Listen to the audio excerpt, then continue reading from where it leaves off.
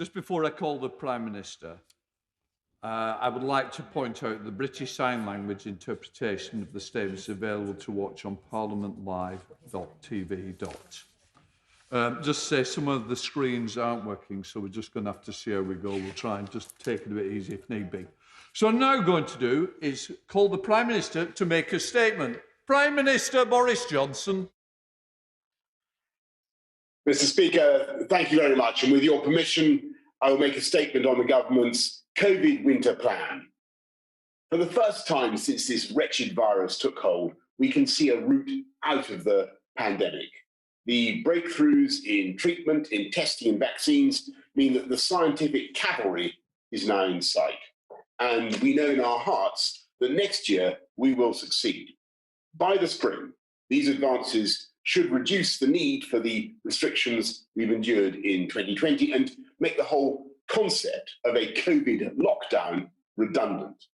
When that moment comes, it will have been made possible by the sacrifices of millions of people across the UK.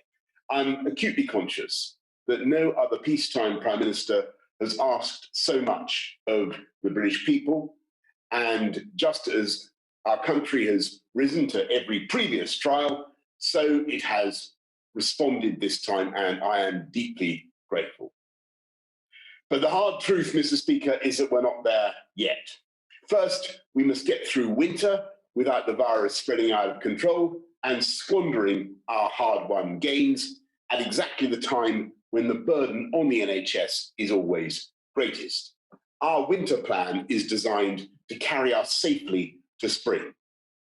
In recent weeks, families and businesses in England have once again steadfastly observed nationwide restrictions, and they've managed to slow the growth of new cases and ease the worst pressures on our NHS. I can therefore confirm the national restrictions in England will end on the 2nd of December, and they will not be renewed.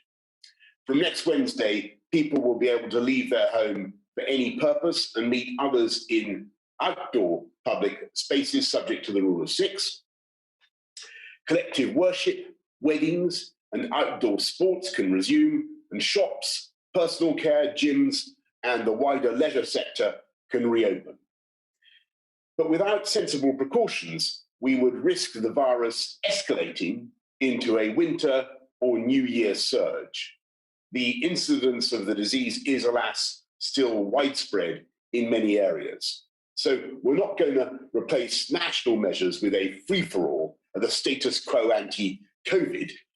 We're going to go back instead to a regional tiered approach, applying the toughest measures where COVID is most prevalent.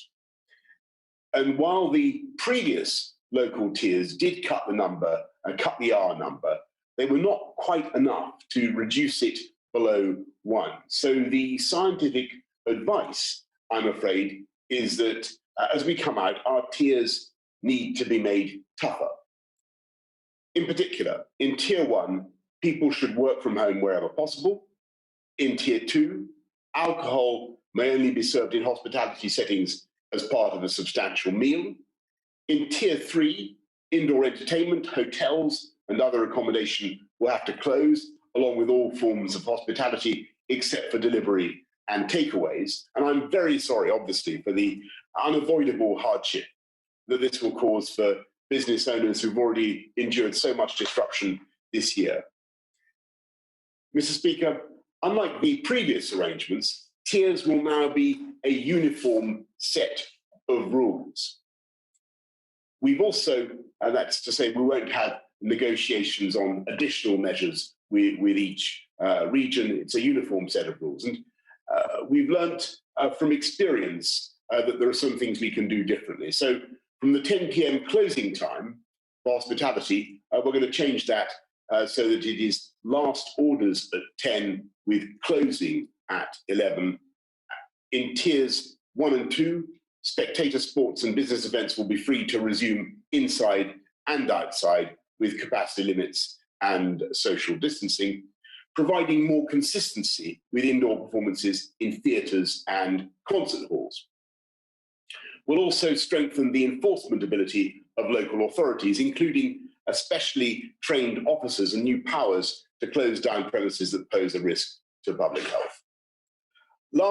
Later this week, I should say, we will announce which areas will fall into which tier, I hope on Thursday, based on analysis of cases in all age groups, especially the over 60s, also looking at the rate by which cases are rising or falling, the percentage of those tested in a local population who have COVID, and the current and projected pressures on the NHS.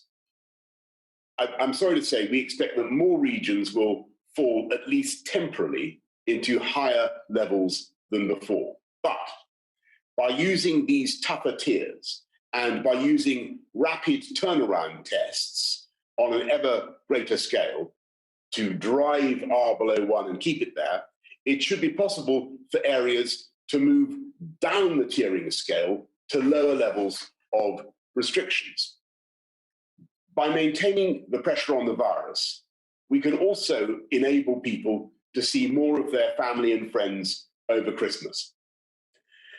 Mr. Speaker, I can't say that Christmas will be normal this year, but in a period of adversity, time spent with loved ones is even more precious for people of all faiths and none. We all want some kind of Christmas.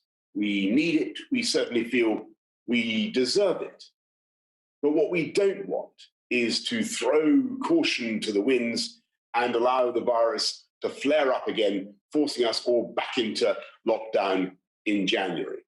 So to allow families to come together while minimizing the risk, we're working with the devolved administrations on a special time-limited Christmas dispensation, embracing the whole of the United Kingdom and reflecting the ties of kinship across our islands. But this virus obviously is not going to grant a Christmas truce. It doesn't know it's Christmas, Mr. Speaker, and families will need to make a careful judgment about the risk of visiting elderly relatives. We'll be publishing guidance for those who are clinically extremely vulnerable on how to manage the risks in each tier, as well as over Christmas. As we work to suppress the virus with these local tiers, 2 scientific breakthroughs will ultimately make these restrictions obsolete. As soon as a vaccine is approved, we will dispense it as quickly as possible. But given that this can't be done immediately, we will simultaneously use rapid turnaround testing, the lateral flow testing, that gives results within 30 minutes to identify those without symptoms so they can isolate and avoid transmission. We're beginning to deploy these tests in our NHS and in care homes in England, so people will once again be able to hug and hold hands with loved ones instead of waving at them through a window. By the end of the year, this will allow every care home resident to have 2 visitors who can be tested twice a week. Care workers looking after people in their own homes will be offered weekly tests from today. And from next month, weekly tests will also be available to staff in prisons, food manufacturing, and those delivering and administering COVID vaccines. We're also using testing, as the House knows, to help schools and universities stay open, and testing will enable students to know they can go home safely for Christmas, and indeed back from home to university. But there is another way of using these rapid tests. That is to follow the example of Liverpool, where in the last 2.5 weeks, over 200,000 people have taken part in a community testing, contributing to a very substantial fall in infections. So together with NHS Test and Trace and our fantastic armed forces, we will now launch a major community testing programme, offering all local authorities in Tier 3 areas in England a 6-week surge of testing.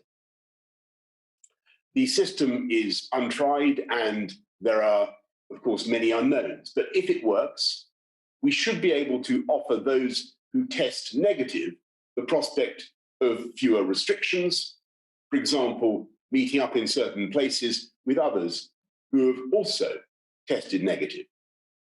And those towns and regions which engage in community testing will have a much greater chance of easing the rules, the tiering that they currently endure. Mr. Speaker, we will also use daily testing to ease another restriction that has impinged on many lives. We will seek to end automatic isolation for close contacts of those found positive.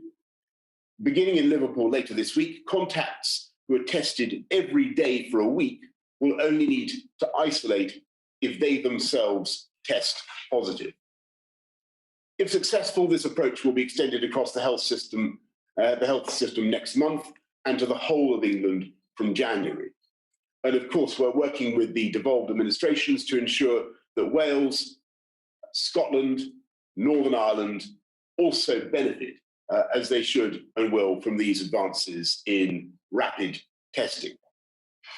But clearly, the most hopeful advance of all is how vaccines are now edging ever closer to liberating us from the virus, demonstrating emphatically that this is not a pandemic without end.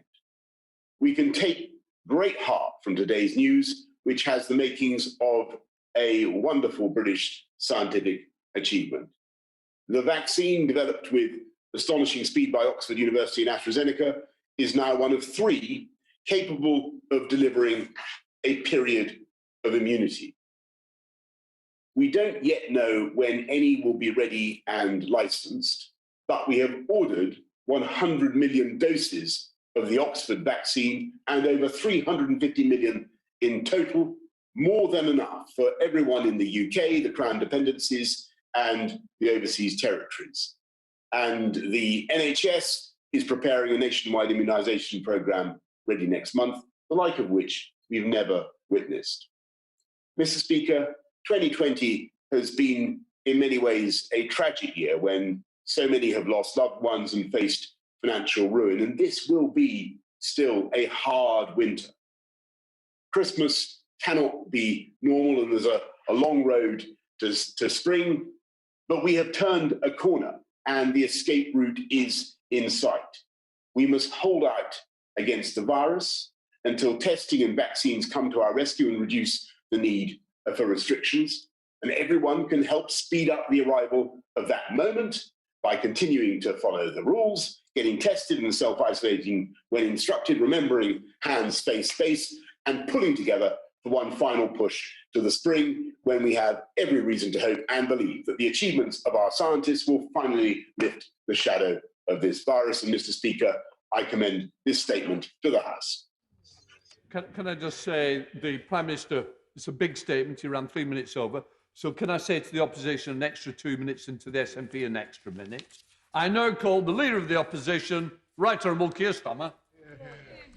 Thank you, Mr. Speaker. Can I thank the Prime Minister for advance sight of his statement and for his telephone call earlier today when he set out a summary of the proposal. Let me start with the good news, the tremendous progress on vaccines. Last week, the Shadow Chancellor and I went to the Oxford Vaccine Group at Oxford University. It was inspiring, it is remarkable to see the work that they are doing. And our thanks, and I think of the whole nation, go to all those who've taken part in the vaccine trials and research, and we wish them Godspeed. I also want to make an open offer to the Prime Minister. Labour will provide any support we can in the national effort to deliver the vaccine safely across the country. That's an open offer. Can I also welcome the fact that the Prime Minister is seeking a 4-nation approach on the arrangements over the Christmas period? We'll obviously await details on this and the evidence that supports the steps being taken, but the 4-nation approach is the right approach. Now for the more difficult bit. The vaccine is the light at the end of the tunnel. The question today is how do we get there and protect lives and livelihoods along the way? The Prime Minister proposes a return to the 3-tier system. That's risky because the previous 3-tier system didn't work. Tier 1 areas drifted to Tier 2. Almost all Tier 2 areas ended up in Tier 3, and those in Tier 3 couldn't see a way out, and we ended up in national lockdown. That was the sad reality of the tiered system before, and nobody wants a repeat of that. Now, I accept that the new tiers are different to the old tiers, but many of the questions are the same. They're not trick questions, and I do acknowledge that none of this is easy. But if the Prime Minister is going to carry Parliament and the country on this, they do need answering. Firstly, on the tier system. The Prime Minister touched on this, but which local areas will be in each tier? This is the red-hot question. This is the question everybody is going to be asking over their kitchen table tonight. I had a round table with business leaders this morning, and it's the first question they asked me. The Prime Minister says it will be decided later this week, possibly Thursday.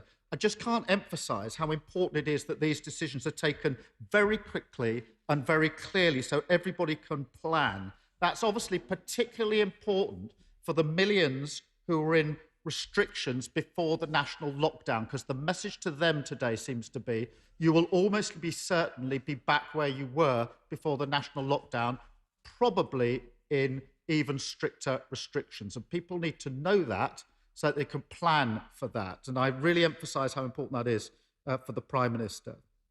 Secondly, and the Prime Minister said he wanted uniform rules. Will the tiers simply be imposed region by region, come what may, from the 3rd of December? Or will there be an element of local consultation and negotiation? I understand the uniform rules, but simply to impose it runs the risk of not getting buy-in from local leaders and local communities, which is incredibly important to people complying with the rules. Third, how long does the Prime Minister anticipate each local area will remain in each tier? For those that are going to come out of lockdown and almost certainly go back to more restrictions than they left, that's going to be a very, very pressing question for them. And then fourth, will there be a new economic package to accompany these new tiers? There's huge concern among many businesses about the viability in Tier 3, particularly a strengthened Tier 3. So what new support can they expect? And can I touch again on those who are self-employed, who are outside of the self-employed scheme, the so-called excluded, because they will be hearing a message about the next 3 months in relation to schemes that they are not currently in, and that needs urgently to be addressed. Can I then turn to the public health impact of this approach? Because one of the major reasons that we ended up in a national lockdown was because, in the words of the government's own scientific advisor, SAGE, test, trace and isolate was only having a marginal impact on transmission. It's one of the reasons they suggested a national lockdown, marginal impact on transmission. Now, I know the Prime Minister will talk about increased testing, mass testing, that's welcome, but it's only part of the story, because the other two parts, trace and isolate, are not fit for purpose. SAGE advised and continues to advise that for trace and isolate to be effective, the percentage of contacts traced needs to be about 80%. It's currently nowhere near that level. It's never been near that level, and the figures are not getting any better. The latest figures actually show that every week about 120,000 close contacts, that's people who should be self-isolating, are not being traced by the system. The likelihood of getting the virus under control when 120,000 people who should be self-isolating are moving around their communities is very low. And then only a fraction of people able to self-isolate are doing so when asked to do so. Now, we said to the Prime Minister this needed to be fixed in the period of the national lockdown, and it hasn't been. It's barely mentioned in the Prime Minister's statement today, and many people will be forgiven for thinking that the Prime Minister's given up on trace and isolate and is about to abandon that scheme altogether to reach out for a different scheme, the mass testing. And it's very important that we understand that if we're going into a tiered system, abandoning trace and isolate or not getting trace and isolate where it is, we are running a major risk. Mr. Speaker, this isn't about knocking those on the front line or knocking those working on track and trace. It's about being grown up about risk. If we're reintroducing a 3-tier system without having fixed trace and isolate, that is a major risk, and we all need to acknowledge it, because it begs the million-dollar question, which is how confident is the Prime Minister that the approach he's proposing today will keep the R rate below 1. Because if it doesn't, the infections will go up, they will go back out of control, and we could well be back in a national lockdown. That is the million-dollar question. Mr. Speaker, Labour has backed the Prime Minister on all the big decisions the government's had to take to protect public health, including the 2 national lockdowns. We've done so because we want there to be a national consensus on difficult issues like this, and because we'll always put public health first. Ideally, I would like to be in a position to do so again. But there are huge gaps in this plan, huge uncertainties, and huge risks. We will await the detail. We want the Prime Minister to get this right. He's got a week to do so. Can he start by answering these straightforward questions? Thank you, Mr. Speaker. Prime Minister. Yes, Mr. Speaker. Well, I'd like to thank the right honourable gentleman for his qualified welcome of these measures. He says that they are risky. It's not quite clear whether he's supporting them or not. I think they're the right thing for the country. I think they're the right way of getting the virus down. If he wants to go back into another, we'll keep a national lockdown on, I don't think that's the right way forward for this country. We want to get the economy moving as far as we possibly can, keep schools open whilst suppressing the virus. He asked when we'll make the announcement about who goes into which tier. As I said to him earlier on, and I said in my statement just now, that will be announced on Thursday. The reason for the delay, Mr. Speaker, is quite simply that we need to see the data as it comes in. And of course, we will work with local authority leaders about which tiers that they need to apply. We'll discuss it with them, but in the end, we have to take some decisions and get on and do it. And I think we saw from the last experience, it was those local authorities, Liverpool springs to mind, that went early, that were very collaborative, where they've been most successful actually in getting the incidence down. And some of the things that we'll look at in deciding which tier is appropriate, Mr. Speaker: case detection rates in all groups, case detection rates in the over 60s, the rate at which the cases are rising or falling, the positivity rate overall, and the pressures on the NHS in the region. Those are the things that we will be looking at, Mr. Speaker, as we make our judgment. And they clearly, in some ways, the tiers have been changed. I mentioned the point about curfews. There are extra possibilities for indoor and outdoor sports, as I said in my statement, and indoor and outdoor events, as I said in my statement. It is right that the balance of the impact of these should continue to be tough.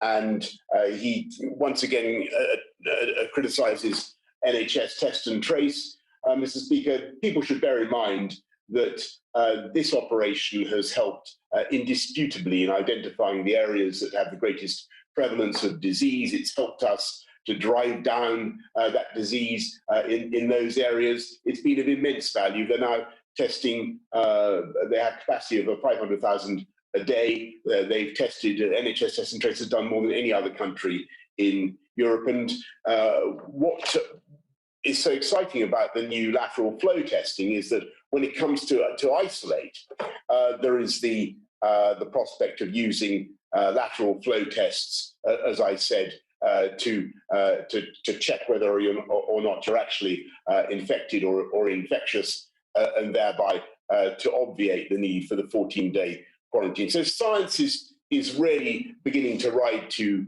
our rescue, Mr. Speaker.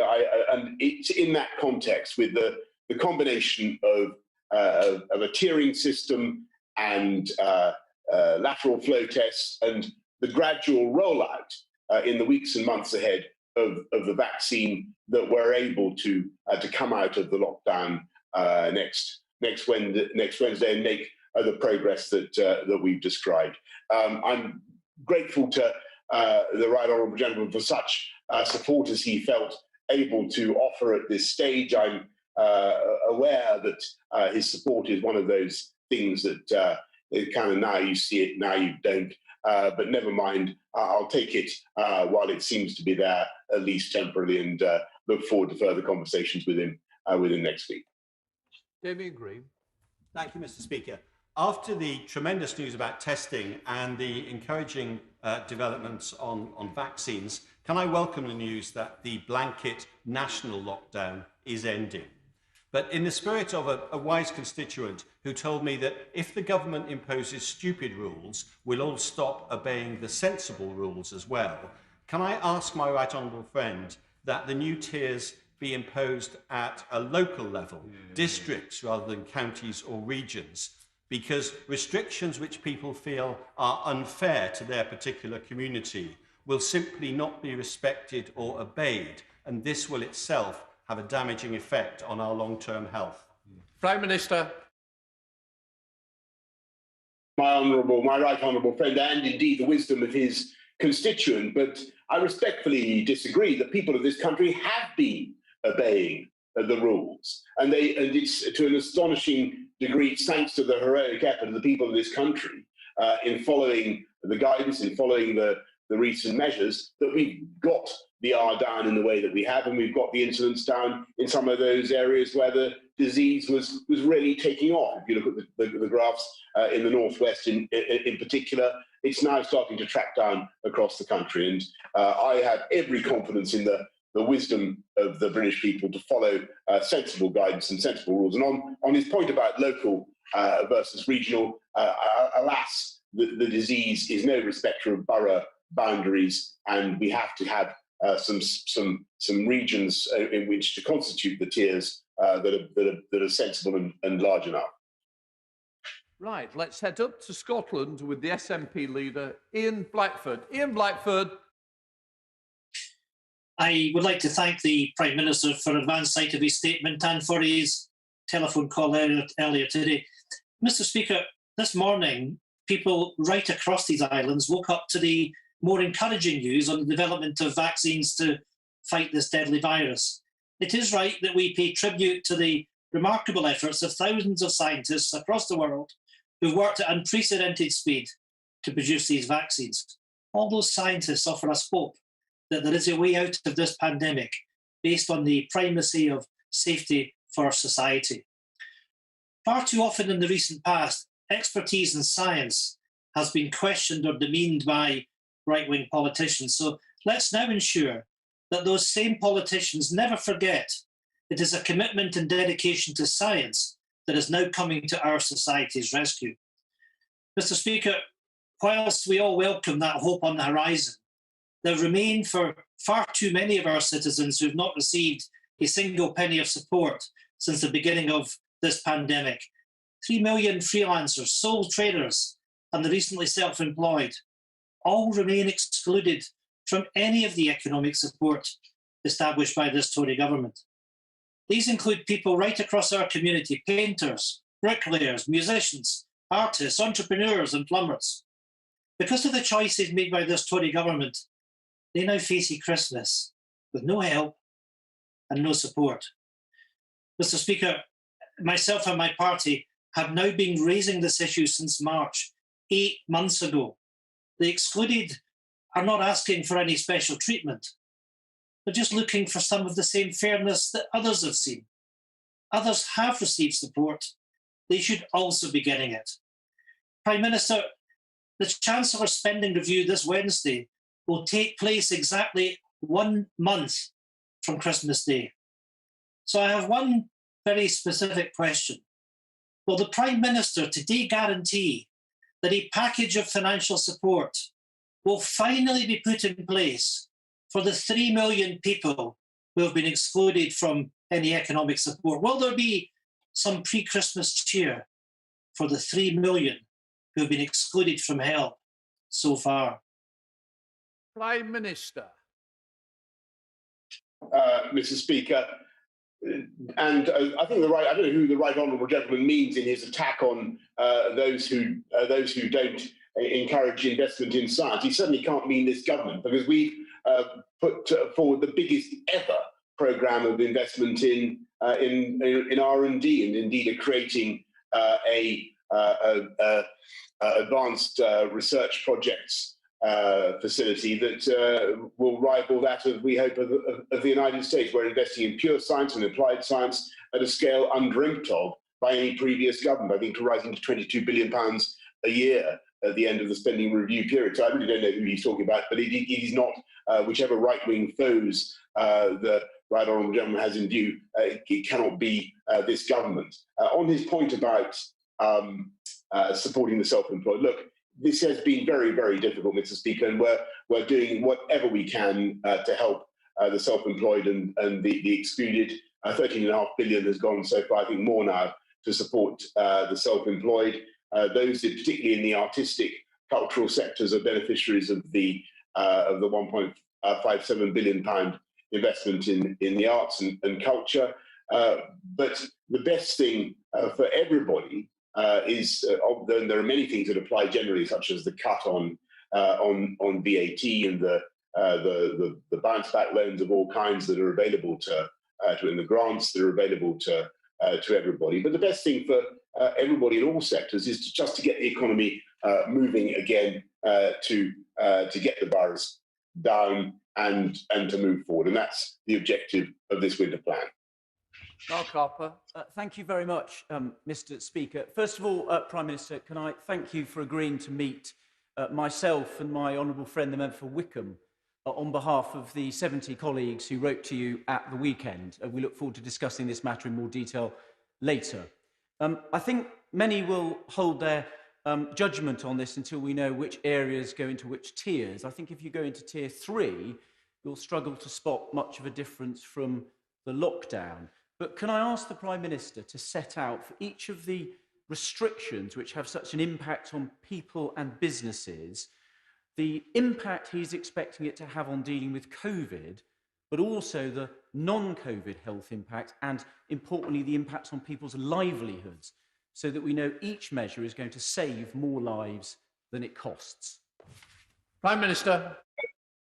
Yes, indeed, Mr. Speaker. We'll be very happy, and I'm delighted to meet my right honourable friend and the honourable member for Wickham, who've written an excellent letter to me. Many of the points I hope that he agrees in that letter were answered in my statement about sport, the curfew, non-essential retail, gyms, personal.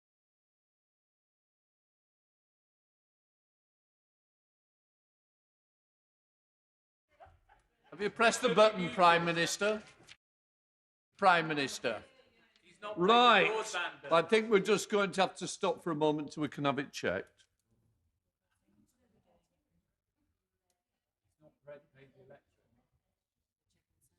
We're just checking the sound, Prime Minister. We lost your answer.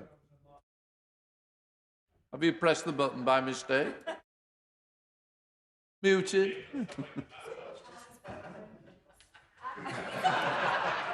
The answer's not.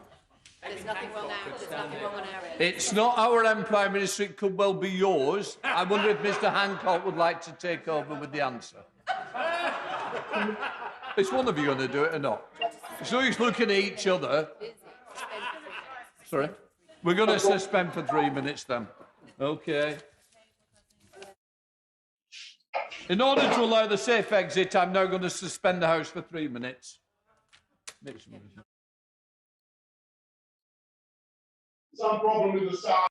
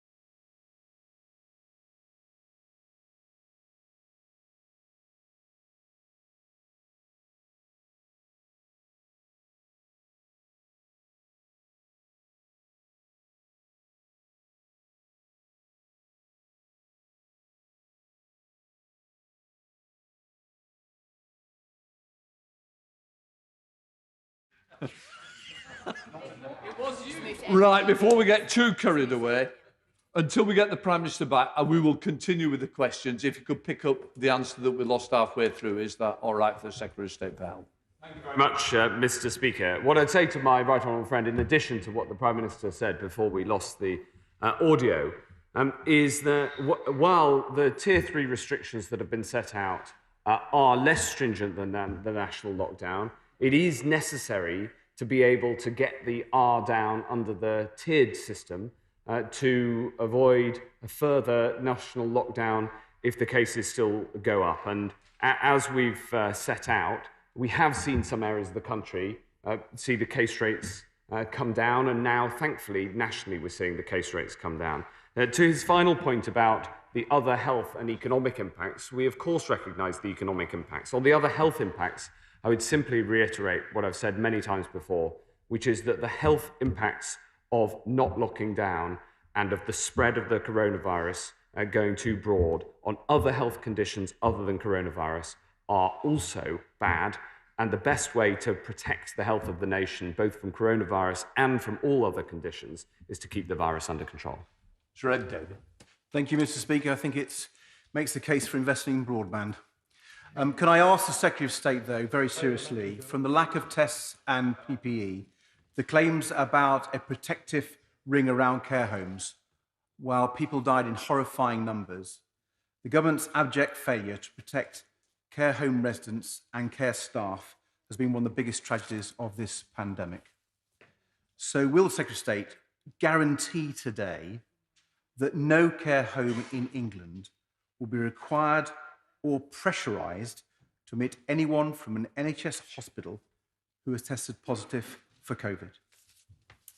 Well, Mr. Speaker, we have over the summer put in place a new regime for ensuring that people who have tested positive but need to go to a care home can get the support that they need in a way that protects them and also protects other residents. And that means that nobody leaves hospital without a test, and those who do need to leave hospital with a positive test must be isolated in a CQC-approved isolation facility.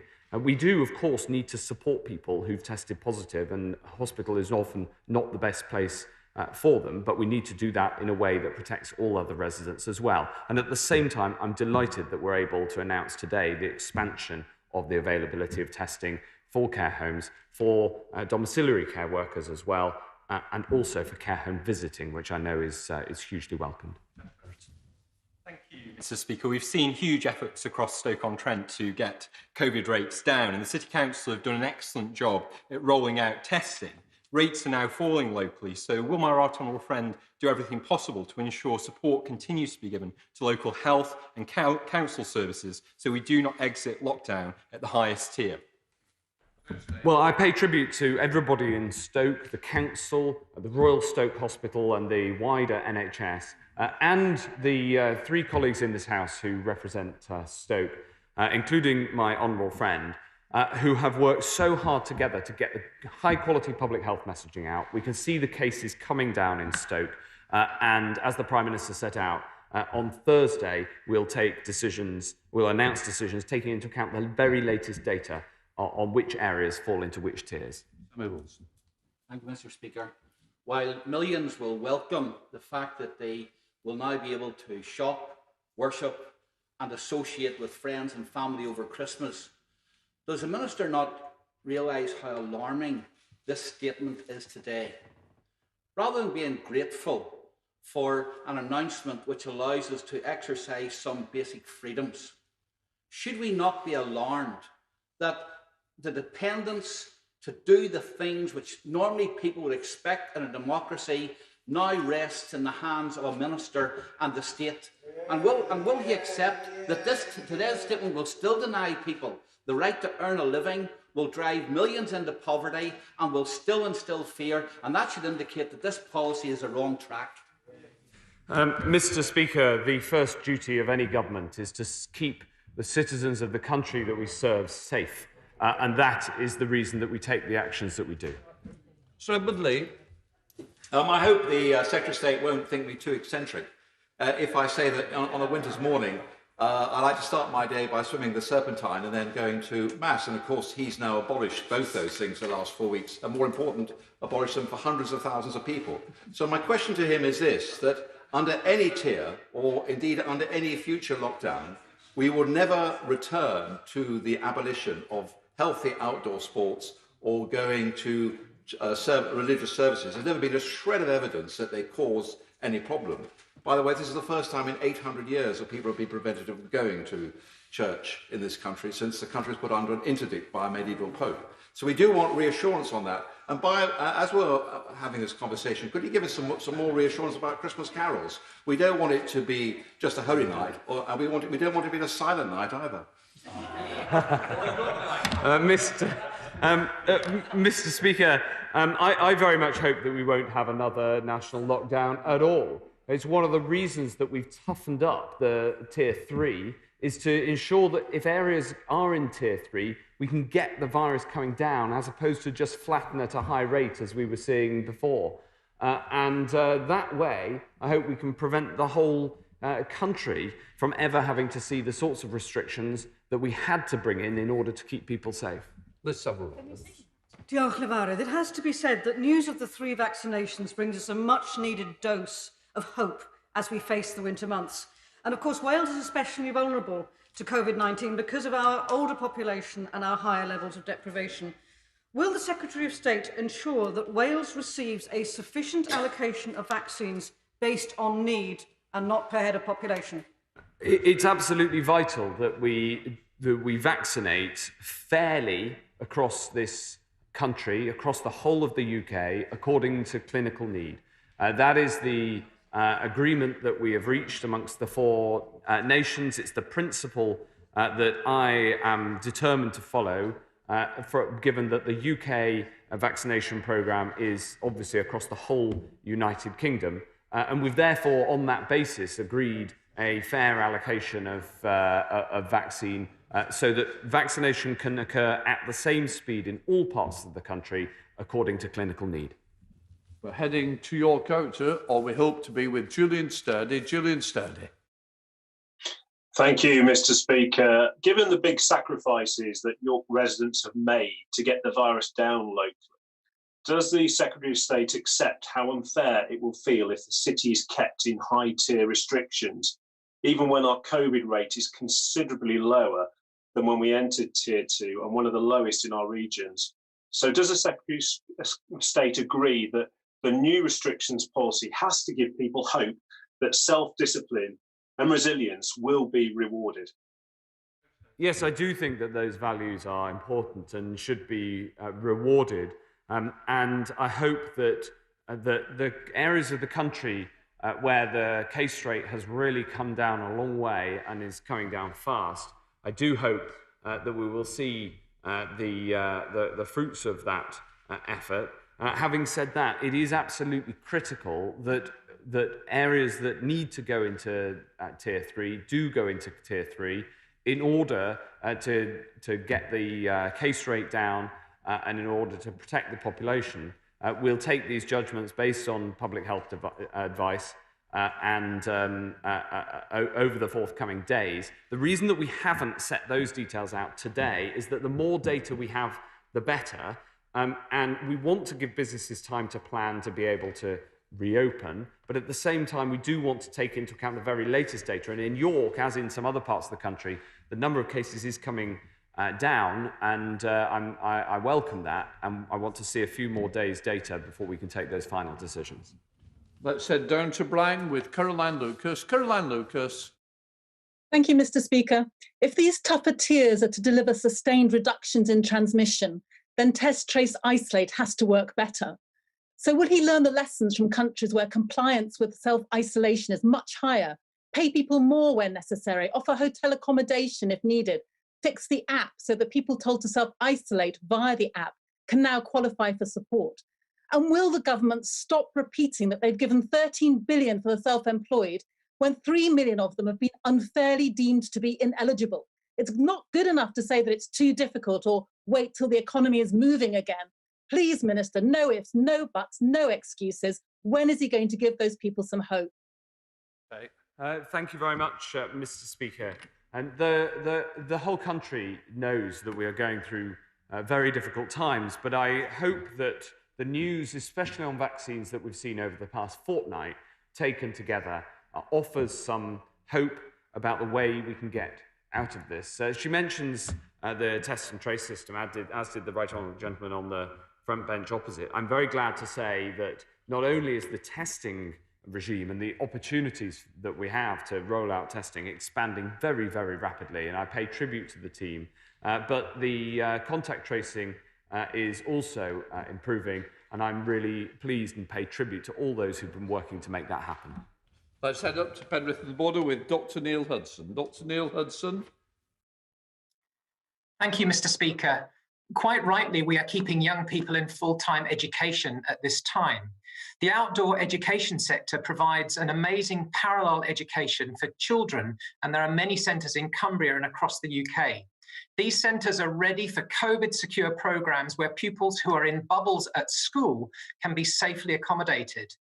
Will my right honourable friend work across government to look at reopening these centres as soon as possible for residential visits so that whole cohorts of young children do not miss out on this vital and life-affirming educational opportunity? Secretary of State.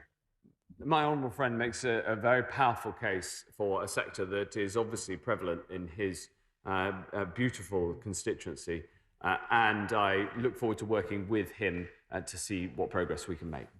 Let's head to North Down with Stephen Farry. Stephen Farry. Thank you, Mr. Speaker. I welcome the progress that has been made on a coordinated approach across the 4 countries of the UK around the Christmas season. Given the particular context of Northern Ireland and indeed all the links across the Irish Sea, can the Secretary of State ensure that this planning also includes the Irish government? And in doing so, can I suggest that the most immediate priority is clarity around travel arrangements, but some care does need to be taken in relation to the precise guidance around household mixing? Secretary of State. Well, yes, I'll absolutely take those points on board in the conversations that ministers are having across the devolved nations of the United Kingdom, and the point that he takes about the enormous number of ties that we have and family ties between the UK and the Republic of Ireland as well. As he knows, the common travel area is there between the UK and the Republic, and so travel to the Republic has never been restricted from the UK side. That's a point of principle and a point of policy, and I know very important for the people of Northern Ireland. Mr. Speaker, it's welcome news that Ipswich Hospital found out on the 11th of November that they will be receiving £5.2 million for a new molecular laboratory. This will allow the hospital to ramp up rapid testing to almost 3,000 a day by the end of March. We've also heard reports that Suffolk's first site for delivering vaccinations will be ready in 2 weeks' time, with the NHS proposing Gainsborough Sports Centre in Ipswich. Testing and vaccinations are two crucial ways to beat the virus. So does my right honourable friend agree with me that having Ipswich at the forefront of both of these key issues will be a real boost to Ipswich residents? Mr. Speaker, we put millions of pounds into Ipswich Hospital, and I know that my honourable friend supports Ipswich Hospital very strongly indeed. And I'm glad that across Suffolk and across the whole of the country, we're putting in place now the vaccination hubs that will be there and ready should the regulator sign off a new vaccine.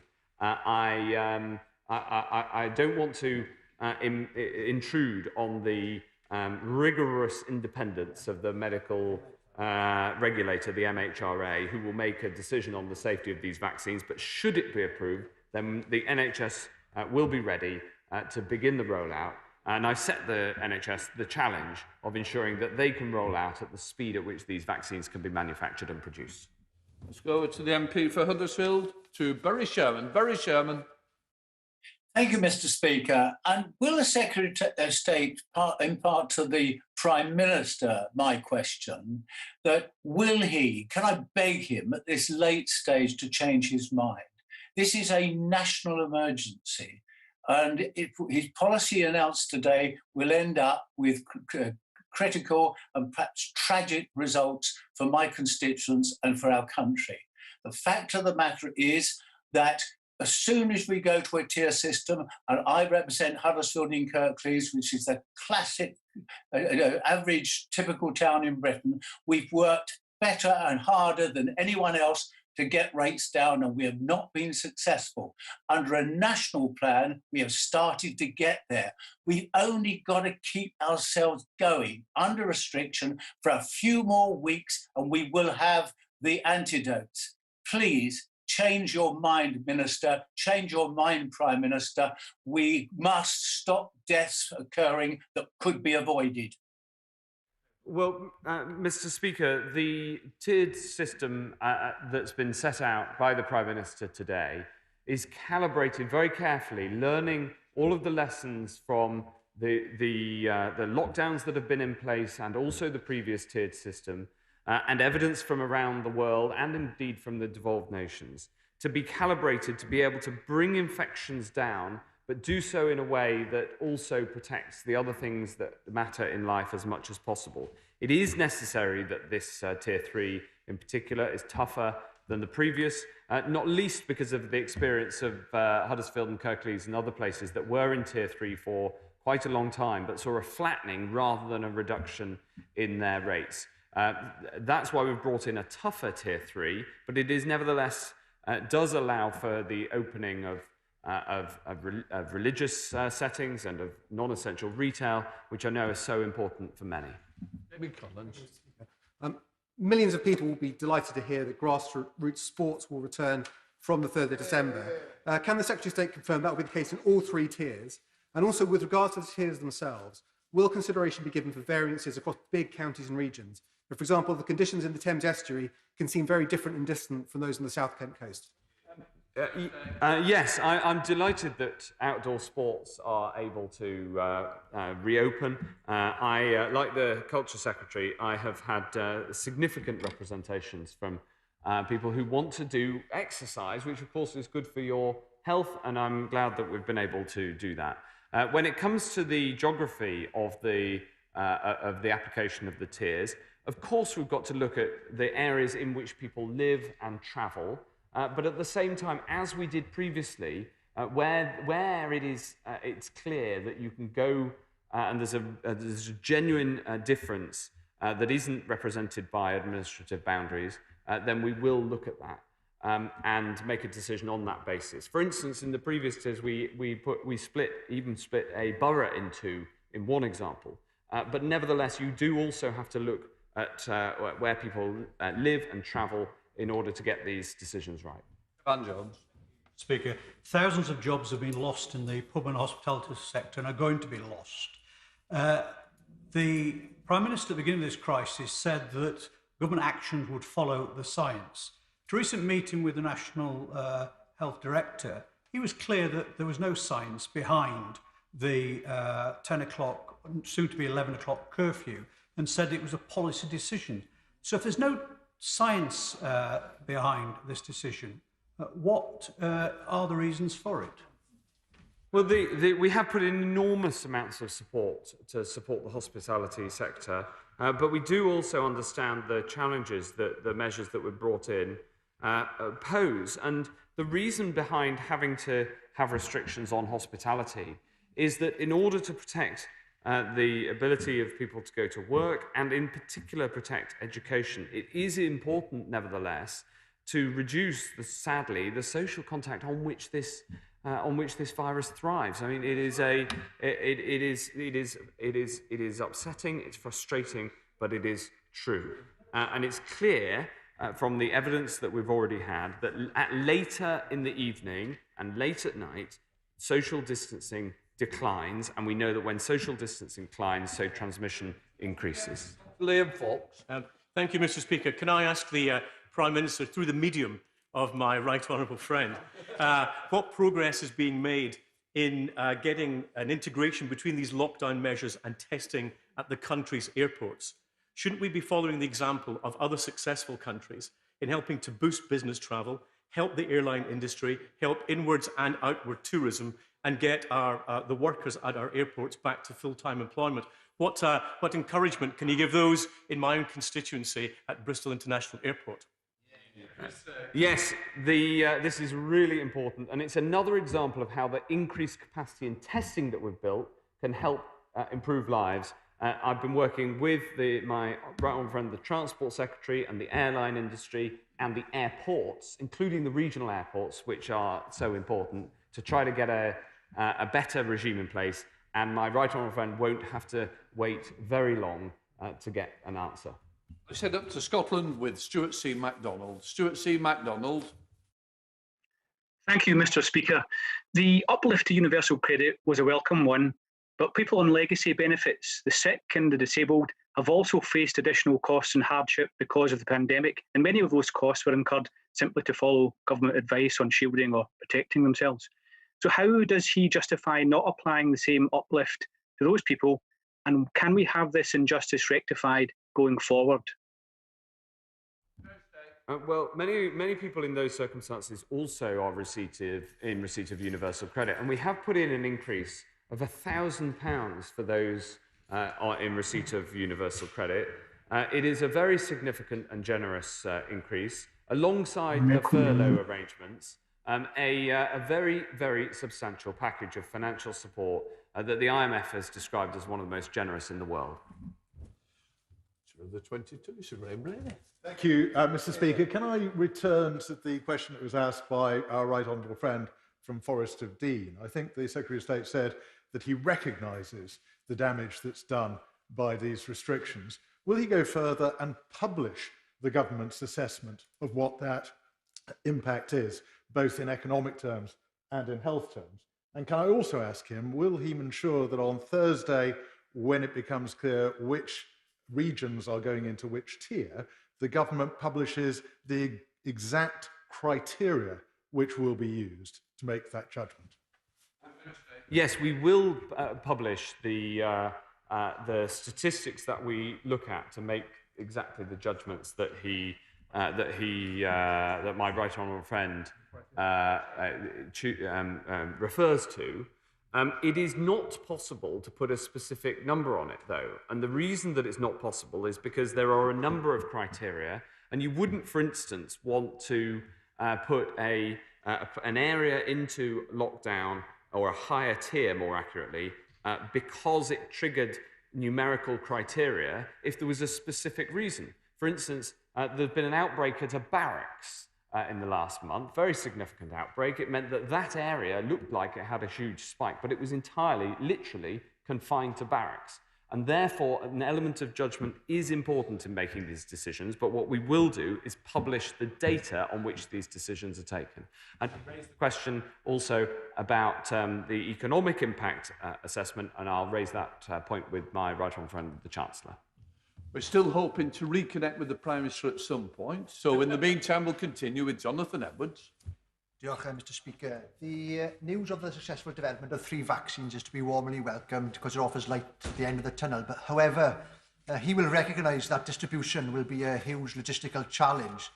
What guarantees can he give that the Welsh Government will receive any additional resources it requires to meet the task at hand?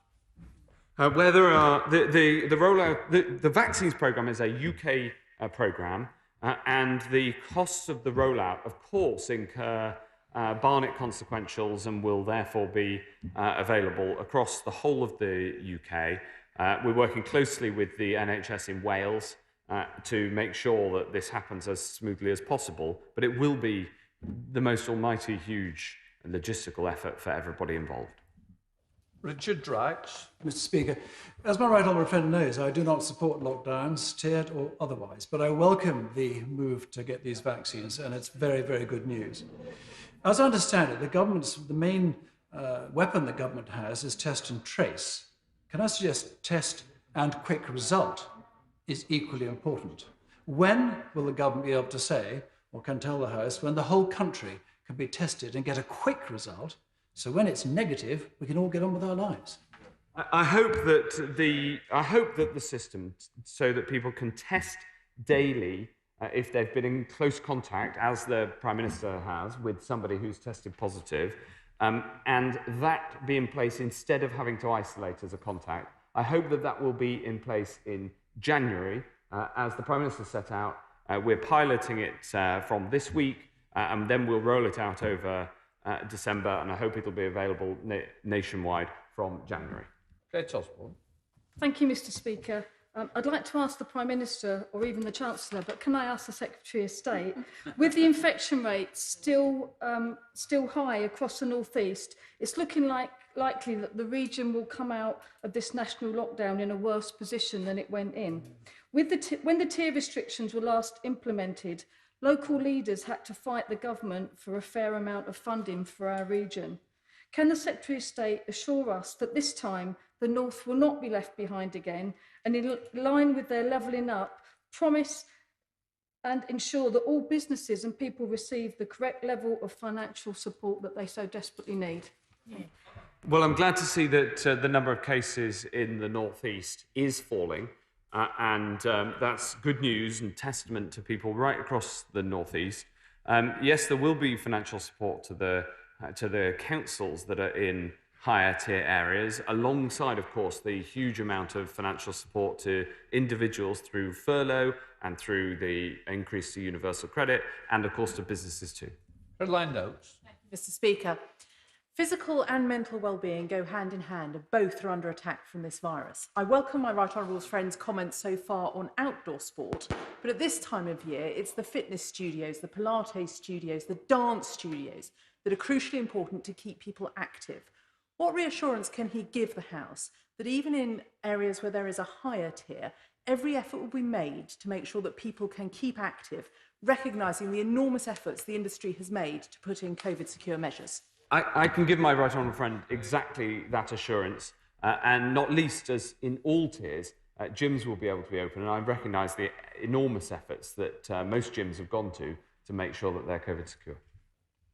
Ruth, Thank you, Mr. Speaker.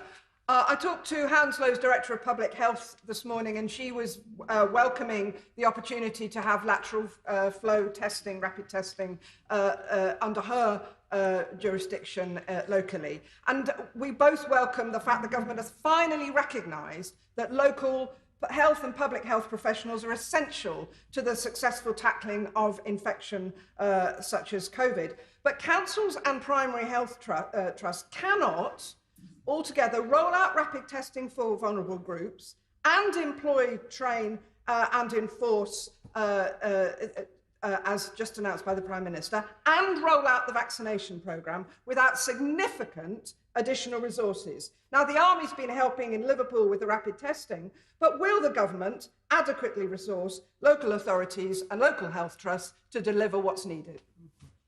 Thursday. She's absolutely right to praise local public health officials, and local directors of public health have done an amazing amount of work throughout this crisis, and we work incredibly closely with them right across the country. What I'd say on the resource issue is absolutely, it's very important that further funding will come forward for those areas in the higher restrictions, not least because of the amount of work that we all need to do together.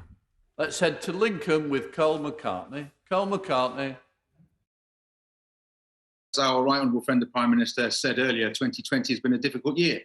And unfortunately for freelancers and directors of limited companies in Lincoln and across the UK, they've had a particularly arduous year, with many of them yet to receive next to no financial report from the government as yet.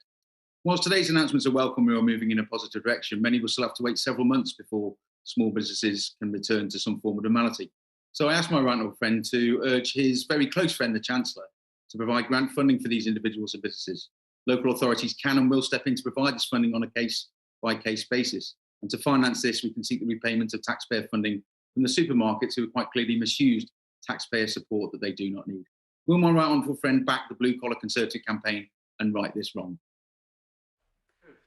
I'd be very happy to look at it myself, and as you say, take it up with my right honourable friend, the Chancellor, who, as he knows, will be at the dispatch box on Wednesday. Let's head to Barnsley with Dan Jarvis. Dan Jarvis. Thank you very much, Mr. Speaker. The government has committed to level up the country, and in particular, the north of England. But given the risk that COVID will level us down, can I ask the Secretary of State what assurances he can give that in Wednesday's spending review, the Chancellor will reform the Green Book, replace the Local Growth Fund with a Shared Prosperity Fund, and deliver the investment needed to tackle regional inequalities?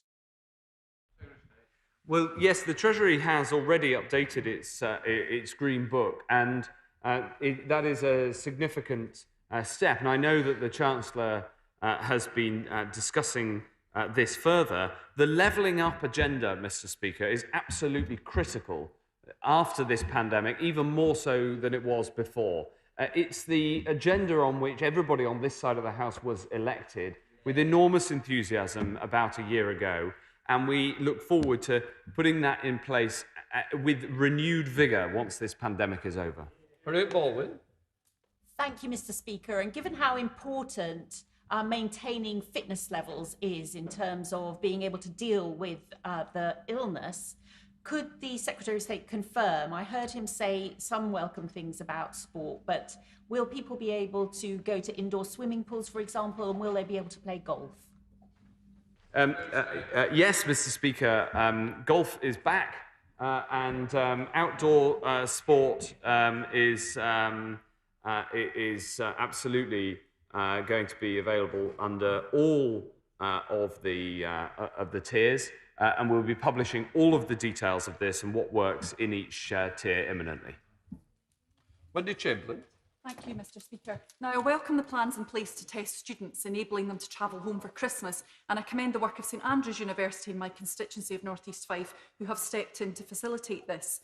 But a gap remains in the new year. We need to ensure students must return to university can do so safely, as well as giving reassurance to the communities in which they're situated. I understand from the COVID winter plan that guidance will follow suit, but on behalf of the Government, can the Secretary of State advise me what engagement is being had with devolved nations about the return and testing of students in January, including discussions around default online teaching? Yes, it's a really important subject to get right. The use of testing will allow it, make it easier both for students safely to go home and also then students safely to return to university. It's something that I've discussed with my colleagues across the 4 nations, not least because so many students go to university in different parts of the United Kingdom. And I hope we have a good regime in place for the return of students in the same way that we have a good regime in place for students to be able safely to go home using those new lateral flow tests that we now have available thanks to the huge investment and the work that we did over the summer. Let's head up to Burton with Kate Griffiths. Kate Griffiths. Thank you, Mr. Speaker. So many businesses and jobs in my constituency of Burton are based in pubs and in the brewing industry. They're not set up to provide food and without further support will struggle to make it through December. Can I ask the Prime Minister, through my right honourable friend, to ensure that any support provided to wet pubs also includes the wider brewing industry, who will also be seeing a significant decrease in trade? Yes, of course. Everybody knows that Burton is inescapably linked to high-quality beer, and anybody who's been to Burton knows that fact, and my heart goes out to the hospitality industry who've been hit so hard. Of course, there are the schemes available nationally, including, of course, furlough and the support for businesses. There has been more support for the hospitality, leisure and accommodation businesses, and there will be cash grants for businesses that are closed under the new tiering system to try to support people through what are inevitably very difficult times. Thank you, Mr. Speaker. While I'm pleased, Mr.